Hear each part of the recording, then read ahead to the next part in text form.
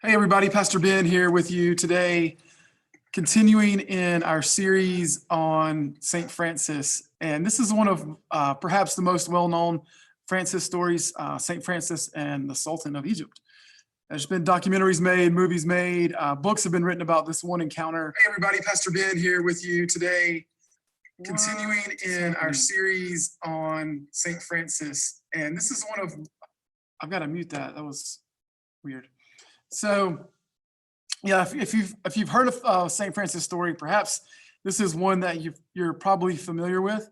So, so Francis is this story happens early part of the 13th century, 1219, during the period of the Crusades. So, Crusades were the Europeans decided that the best way to spread Christianity was to kill everybody and convert them by force, right? Terrible.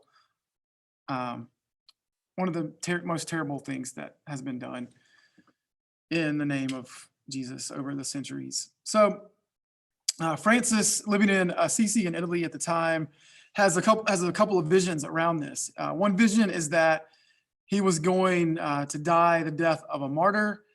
And a second vision was that he would perhaps be able to offer peace to the Crusades. So he takes a traveling partner with him that spoke Arabic, and they set off for Egypt, where the Crusades were, Fifth Crusade in 1219.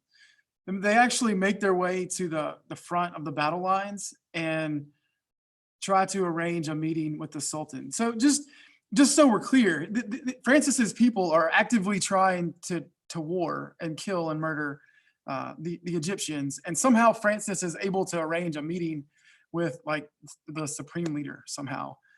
So Francis and his traveling partner have this meeting, and we don't actually know a lot about the actual context of this meeting. Several legends have emerged as a result of this meeting, most of them involving fire of some sort. So apparently during this meeting with the Sultan, Francis says something along the lines of, if you don't believe me, or to show how serious I am, I'm going to walk through the fire, or I'm going to lay in the fire until we agree to some sort of peace, or you're converted. We don't really know, but apparently fire was involved in this on some level. And Francis and the Sultan met for about a week, and then Francis heads back to Assisi. Didn't die the death of a martyr, and maybe achieved some sort of peace. And several takeaways, several instances of where we can begin to understand what was going on here. Was anybody converted as a result of this? Depends on which biographer you read of Francis. I like to believe that both Francis and the Sultan left converted, because they both were able to experience the love of God in the other person. So I hope that's encouraging for you today.